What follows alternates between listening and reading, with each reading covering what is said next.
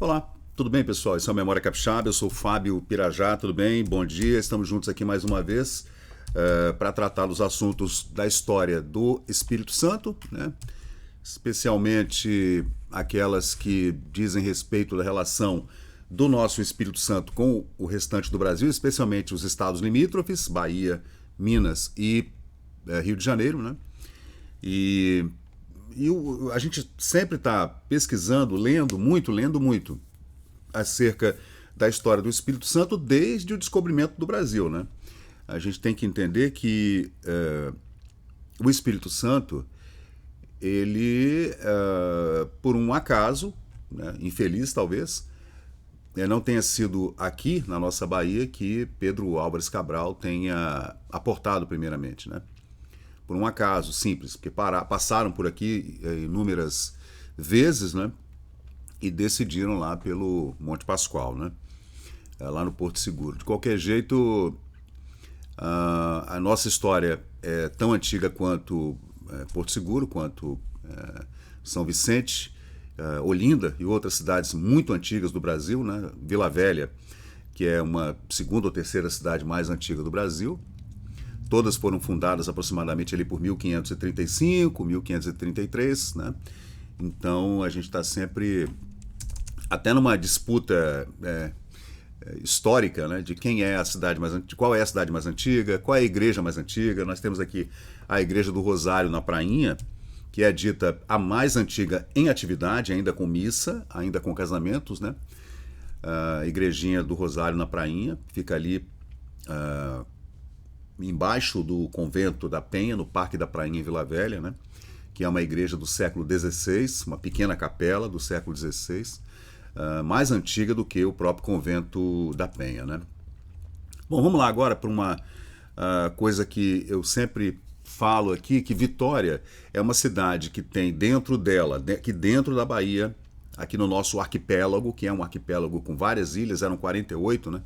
Hoje a maioria delas está aterrada, a maioria delas foram aterradas, estão aterradas dentro desse complexo de aterros que aconteceu durante quase 100 anos de aterros, né, gente? Então, aqui dentro nós temos, então, duas ferrovias importantes, né? A sul do Espírito Santo, a Leopoldina, são ferrovias criadas ali no final do século XIX, meados do século XIX, por ingleses, né? E que fizeram o escoamento de toda a produção agrícola capixaba, né? E depois a produção de minério das Minas Gerais, de Itabira, saindo para escoar aqui pelo Porto de Vitória, né? E também, claro, o porto, né? Então, o capixaba, aqui da ilha de Vitória, ele é uma pessoa que convive diariamente com as ferrovias e diariamente com o Porto de Vitória, mas a gente não vive isso, né? Não há uma convivência com esses dois modais, digamos assim. O rodoviário também, que hoje é enorme, que nós temos aqui um parque enorme de estocagem de produtos que vão para todos os lugares do Brasil por conta do porto, né? Então a gente recebe esses produtos que vêm de outros países, especialmente da China hoje em dia, né? E eles são armazenados aqui em Vitória, no nosso contorno, que a ilha faz um contorno, lá atrás do contorno, divisa com a serra lá naquele manguezal do Mestre Álvaro. Lá existe um contorno, existem grandiosos armazéns, enormes armazéns, e todo esse material é escoado para São Paulo, Rio de Janeiro, Belo Horizonte, o resto do Brasil, né? Minas e tudo, Bahia, sobe para o Nordeste, desce para o sul do Brasil, para o Centro-Oeste também, Brasília, etc., através desse modal rodoviário, que é incrível também, né? Os armazéns também no município de Viana, que é um município aqui da região da Grande Vitória, também há armazéns enormes, também no município da Serra. Então, Vitória não vive muito bem, né? O capixaba comum, ele não vive essa vida do porto, a vida da ferrovia, né? A gente está aqui tão, né, absorto no nosso dia a dia, no cotidiano, que a gente não vive essas, a não ser quem trabalhe realmente com esse, ou quem tem alguém na família que trabalha com essa coisa do porto, da ferrovia, da rodovia, né? E antigamente não era assim. Não era assim. A gente tinha uma vida muito próxima ao mar, muito próxima à ferrovia. as catraias que atravessavam aqui a Bahia constantemente, porque não havia ponte. Então as pessoas conviviam muito mais com a vida marítima, por conta do transporte e por conta do pescado, né? E com a ferrovia também, porque todo mundo precisava se locomover para o interior de Minas, para o interior do Rio, para o interior da Bahia, através das ferrovias. Então a gente tinha esse convívio muito próximo com esses modais, digamos assim, usando uma terminologia mais atual, né? A mesma coisa acontece com o transporte fluvial, que era muito utilizado aqui também, especialmente por conta do Rio Doce, do Rio Santa Maria, que são rios importantes aqui do Espírito Santo, mas especialmente o Rio Doce, que é um rio enorme de 700 quilômetros, né, que vem das Minas Gerais, que é navegável, antes era muito mais navegável, né, de navios de calado muito mais fundo. Então o capixaba vivia realmente essa vida. Hoje a gente meio que perdeu esse link, né, eu diria, com o rio, com o mar e com as ferrovias, né? Mas antigamente não era assim. E nesse tempo, né, entre as primeiras ferrovias ali, vamos dizer 1890, mais ou menos, até os anos 1960, nós tivemos vários incidentes e acidentes, graves inclusive. O mais grave que a gente se reporta de 1950 é o acidente ferroviário de Tanguá, e depois eu farei um vídeo aqui no canal falando sobre esse acidente, que aconteceu em 1950. Mas esse aconteceu em 1937. Infelizmente não há fotos, aí eu fiz aqui uma fotografia na inteligência artificial, né, que vocês estão vendo aí. Eu utilizei o Leonardo para criar essas duas fotografias aí, porque aconteceu que nós tivemos chuvas muito intensas em 1937 no sul do Espírito Santo, norte do Rio de Janeiro, muita chuva mesmo, e aconteceram vários desabamentos, gente. Segundo as reportagens da época, né, os jornais da época, que circularam aqui no Espírito Santo e no Rio de Janeiro especialmente, 35 barreiras foram afetadas na Leopoldina Railway.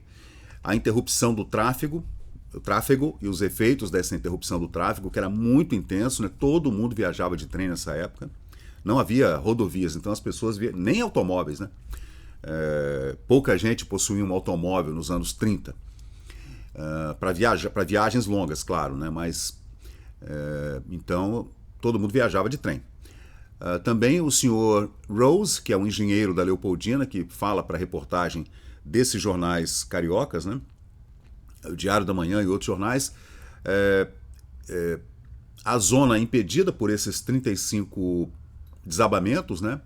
As barreiras caídas, as variantes, as pontes penses, uma tragédia horrível que aconteceu nesse deslizamento, a zona impedida, são os tópicos da matéria, a visita do chefe no Rio de Janeiro, né?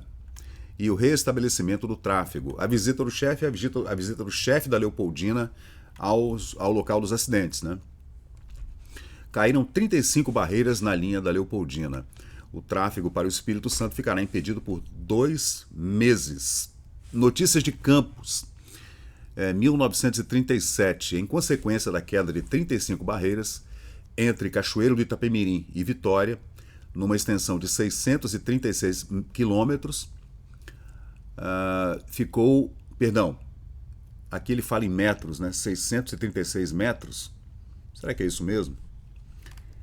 Fiz a transcrição, mas eu acho que é isso mesmo, gente. As 35... Não pode ser. 35 barreiras em 600 metros? Não, claro que não. Ficou interrompido o tráfego ferroviário entre Campos e a cidade de Vitória. Acredita-se que durante 60 dias o tráfego ficará suspenso. Em Guiomar, situada próxima a Cachoeiro do Itapemirim, uma barreira soterrou a casa dos trabalhadores da estrada de ferro e todos os seus habitantes pereceram. Faltam detalhes, né? Então circulou essa notícia muito rápida, mas ainda não havia detalhes, né, sobre realmente o que aconteceu. Na verdade são 600 quilômetros mesmo, tá, gente? São 598.603 metros, né? Desabamento de 35 barreiras, interrupção, operários brasileiros atacados de impaludismo e um impedido de prestar informações à Assembleia Fluminense. talvez houvesse alguma denúncia, né, de algum desleixo, digamos assim, das pessoas que administravam a Leopoldina, né? Na sessão de ontem da Assembleia Legislativa, no Rio de Janeiro, né, o deputado da imprensa, doutor Helênio Miranda Moura, apresentou um pedido de informações ao governo sobre os motivos da interrupção até a presente data do tráfego da Leopoldina no norte do estado do Rio de Janeiro, com evidente prejuízo para a lavoura de Campos dos Goytacazes, visto que, por falta de transporte, os armazéns de Campos já não podem receber mercadorias superlotados que estão à espera de uma providência daquela companhia, no seu descaso pelos interesses fluminenses, que ela continua mantendo. A desobstrução ainda não aconteceu e por um reduzido número de operários trabalhando para essa desobstrução, né? Então você vê que havia realmente, como eu falei no começo do vídeo, uma necessidade do escoamento, senão os armazéns não suportam, né, gente? E Campos era uma cidade muito rica, né, com muitas fazendas, e precisava escoar toda aquela sua produção, né, de cana de açúcar, arroz e café, etc. O parlamentar fluminense quer saber também a verdade sobre o desabamento de 35 barreiras, onde houve várias mortes, valendo-se da ocasião para não só justificar da tribuna o seu requerimento por informações, né, como também para protestar contra o abandono por parte dos poderes estaduais dos trabalhadores brasileiros atacados por impaludismo, fato que levou o Sindicato dos Ferroviários da Leopoldina a dirigir um apelo ao ministro do Trabalho. Lembrando que o ministro do Trabalho, nessa ocasião, era o ministro do Getúlio Vargas, né, gente? Eu não sei se o ministro do Trabalho era o Tancredo Neves. Em 1937,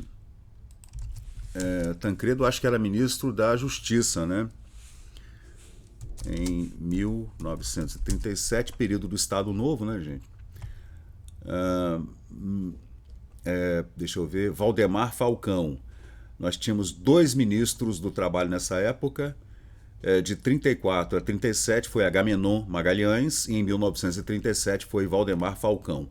Um dos dois era ministro do Trabalho do Getúlio Vargas em 1937, período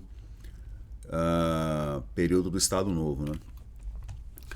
Prosseguindo no seu discurso, o deputado Miranda Moura sugere que o governo aplique 200 milhões no saldo de arrecadação da taxa adicional de 10% no socorro e tratamento dos operários brasileiros, não só aqueles das famílias dos operários que morreram, e inclusive gente que perdeu a própria família nesses desabamentos que aconteceram, porque os operários da ferrovia nessa época, gente, moravam perto da rodovia.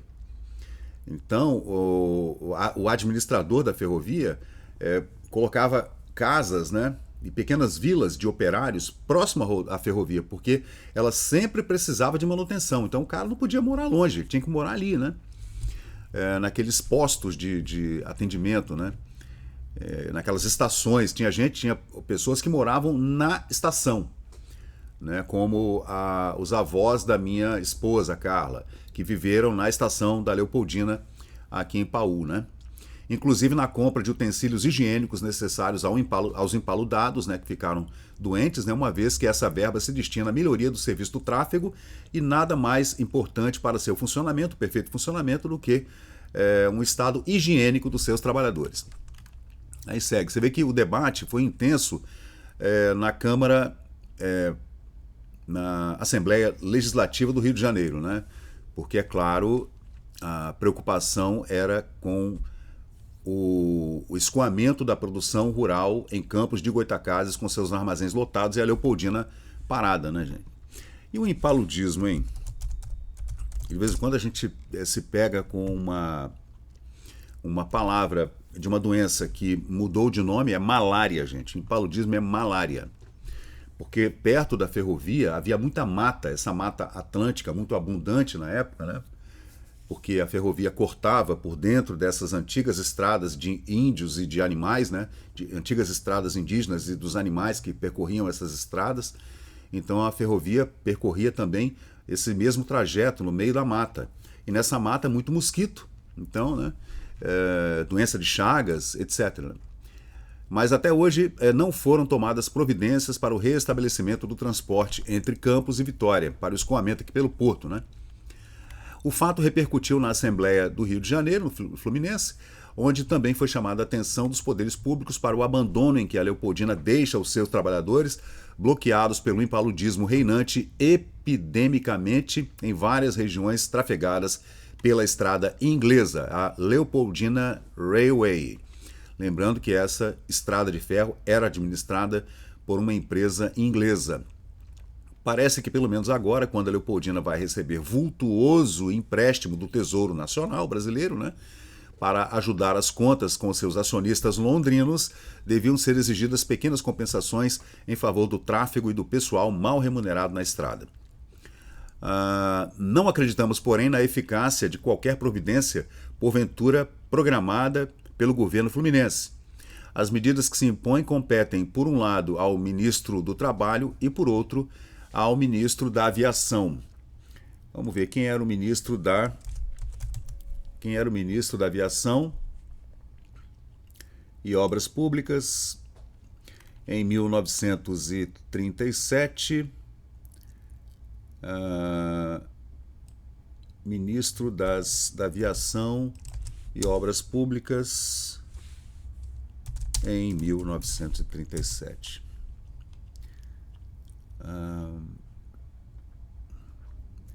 Será que a gente encontra aqui? Não é mole, não. É assim que a gente faz a pesquisa, gente. Sempre aqui, não estou encontrando por enquanto, mas tudo bem. A gente vai agora fazer um segundo vídeo para tratar sobre os desdobramentos desse acidente, mas em Vitória, né? O que foi que os jornais capixabas falaram a respeito desse acidente, né? Porque repercutiu muito, mas repercutiu no Rio de Janeiro, né? Infelizmente a gente não tem notícias dessa repercussão em Vitória, por incrível que pareça, né? Mas a gente vai ainda pesquisar mais para entender por que os jornais capixabas não repercutiram esse acidente, foi um acidente muito grave, né? Anomalias ferroviárias. Houve há pouco um desabamento de barreiras na Leopoldina, na linha que vai para o Espírito Santo, de Campos até Vitória, né? Como é natural, sobreveio interrupção do tráfego por motivo de força maior, mas até hoje não foram tomadas providências para o restabelecimento do transporte. Não precisamos salientar o alcance dos transtornos dessa anomalia, eles decorrem para uma extensa zona de produção e para grande parte do comércio das cidades e vilas tributárias daquela ferrovia. Você vê que todo esse material, esses insumos, né, materiais brutos até, e também aqueles que já estavam manufaturados, digamos, tecidos, etc., com os caixeiros viajantes que circulavam pela Leopoldina entre Campos e Vitória, especialmente nesse trecho. Haviam várias cidades pequenas no entorno, né, perifericamente, pequenas vilas, vilarejos, cidades pequenas, que precisavam do transporte da Leopoldina, parando nessas estações, centenas de estações entre Campos e Vila Velha e Vitória, né, que iam ser abastecidas por esses caixeiros viajantes que desciam dos trens, transportando, levando até essas pequenas vilas e lojas e armazéns de secos e molhados, todos aqueles insumos que as pessoas precisavam para o seu dia a dia, no abastecimento mesmo, para comida, bebida, café, tudo, cachaça, as coisas que não eram produzidas nessas pequenas vilas, que vinham manufaturadas de São Paulo ou do Rio de Janeiro. Então era muito importante. O fato repercutiu então na Assembleia Legislativa do Rio de Janeiro, né? Parece que, pelo menos até agora, quando a Leopoldina vai receber um grande empréstimo do erário brasileiro, do governo brasileiro, precisava então que a Leopoldina cuidasse melhor das estradas de ferro, dos barrancos, das barreiras que estavam caindo quando havia muita chuva, isso acontece até hoje, né? E também, muito mais e principalmente, cuidar dos seus operários, né? Cuidar das pessoas que trabalhavam na ferrovia. A direção-geral da Leopoldina, instalada no Rio de Janeiro, atendeu com a máxima solicitude a todos os pedidos feitos de Vitória, aqui, Espírito Santo, mandando até, por fim, o chefe da ferrovia, o senhor Mr. W.J. Hutchinson, para verificar de perto a extensão do desastre. Mr. Hutchinson veio junto com o seu auxiliar J.J. Blansford, auxiliar direto. Ambos percorreram de automóvel e a pé toda a zona sinistrada por conta das chuvas e dos desabamentos, né? Nesses 637 quilômetros de ferrovias. Ambos percorreram de automóvel a pé, ficaram surpreendidos ao constatar a catástrofe. Apesar dos seus anos de atividade constante, o senhor Mr. Hutchinson perdeu um pouco da sua fleugma com G, aquela fleuma britânica, né, e tal, depois de haver enterrado por diversas vezes os pés e as pernas na lama, e ele ficou realmente surpreendido com o que aconteceu em Domingos Martins e também Marechal Floriano, nesse trecho, depois de haver sentido nas inalações nada agradáveis da mistura de lama, vegetação e carne podre, havendo visitado as instalações de acomodação e manutenção dos operários empregados no serviço e aprovado outras providências tomadas pela atividade de Mr. Rose e seus auxiliares. Então, o Mr. Rose era quem administrava a ferrovia aqui no Espírito Santo. Quem administrava toda a Leopoldina do Rio de Janeiro, o escritório da Leopoldina Railway, era o senhor W.J. Hutchinson e seu auxiliar direto, o senhor G.G. Blansford. E o restabelecimento do tráfego em 1937, depois dessas chuvas e depois desses 35 desabamentos e muitas mortes também, né? É esse para o público a especial preocupação, muito mais para o nosso comércio, a parte desse noticiário que oferece interesse. Os prejuízos que a classe comerciária vem sofrendo com a falta de ligação direta com a capital federal, Rio de Janeiro, Campos e Vitória, são de grande monta. Mesmo para os particulares, os atrasos e incômodos não são pequenos, né? Porque, claro, as pessoas viajavam dali para lá, de cá para lá, né? Os preços das passagens, as dificuldades nas remessas de cargas, tudo é motivo para amolações e contrariedades. Sobre esse ponto, sobre o restabelecimento, né, do tráfego entre Rio de Janeiro, Campos e Vitória, interrogamos Mr. Rose e este, respondendo-nos com a sua afabilidade de sempre, com aquela fleuma britânica, lembrou os enormes estragos já verificados, dizendo-nos ao fim sobre as possibilidades de ser restabelecido o tráfego com baldeação no trecho da Ponte Pêncil de 110 metros de extensão dentro de 25 a 30 dias. Quanto ao resto, ao completo restabelecimento, esse só será possível dentro de 2 meses no mínimo. São necessários para encher o espaço que as águas limparam, nada menos que 100 mil metros cúbicos de terra, o que não é pouco. Então houve, gente, realmente um transtorno terrível, né? Dessas chuvas que aconteceram em 1937. Elas são bastante documentadas nas enchentes aqui no Espírito Santo. Tem um álbum aqui no Memória Capixaba falando sobre as enchentes de 1930, 1933, 1937. Então realmente existe um paralelo e a gente consegue entender o que foi realmente que aconteceu, que foram chuvas muito fortes que aconteceram nesse ano e prejudicaram significativamente o transporte ferroviário entre Rio de Janeiro, Campos dos Goitacazes e Vitória, e toda a sua extensão de quase 700 quilômetros de extensão. Então, gente, eu vou fazer outros vídeos, eu vou criar uma playlist aqui no YouTube só para falar desse mundo ferroviário do Espírito Santo e a ligação com Minas e Rio de Janeiro, especialmente aqui no Memória Capixaba no YouTube. Então valeu, pessoal, muito obrigado e vamos seguir. Eu vou fazer um segundo vídeo falando sobre os desdobramentos dessas chuvas e dos desabamentos, das mortes, da interrupção do tráfego ferroviário de Campos a Vitória em outro vídeo aqui no canal posteriormente. Valeu, pessoal, obrigado, até a próxima. E chegamos ao final de mais um vídeo aqui do Memória Capixaba. E se você curtiu o conteúdo, por favor deixe seu like, compartilhe aqui o nosso canal e inscreva-se para mais novidades. Até a próxima e muito obrigado por participar aqui do Memória Capixaba.